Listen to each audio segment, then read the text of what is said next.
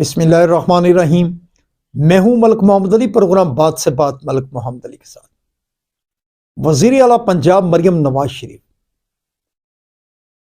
چین کے دورے پر ہیں اور انہوں نے پنجاب کی تعمیر و ترقی کے حوالے سے بڑے معاہدے کیے ہیں۔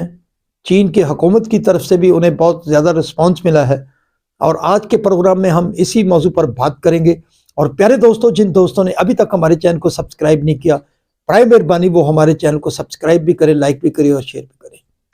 پاکستان میں سیاسی عدم استحکام تو چل ہی رہا ہے، لیکن اس عدم استحکام کے باوجود وزیر اعلیٰ پنجاب مریم نواز شریف، جن کی حکومت کو ابھی 1 سال نہیں ہوا، لیکن انہوں نے پنجاب کے اندر بڑے سارے پروگرام شروع کیے، جن میں کسانوں کے لیے پیکج شامل ہیں۔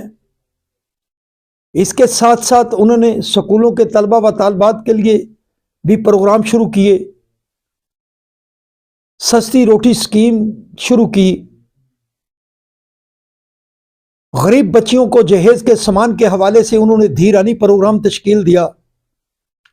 اس کے ساتھ ساتھ بڑے سارے اور پروجیکٹ ہیں جو مریم نواز شریف نے شروع کیے، جس کے ثمرات پنجاب کے عوام کو مل رہے ہیں۔ اب اسی معاملے کو آگے لیتے ہوئے مریم نواز شریف چین کے دورے پر ہے، اور انہوں نے چین میں بڑے سارے معاہدوں پر دستخط کیے ہیں، جن میں میاں نواز شریف کینسر ہسپتال کے متعلق بھی پروجیکٹ جو ہے اس کا معاہدہ بھی کیا ہے۔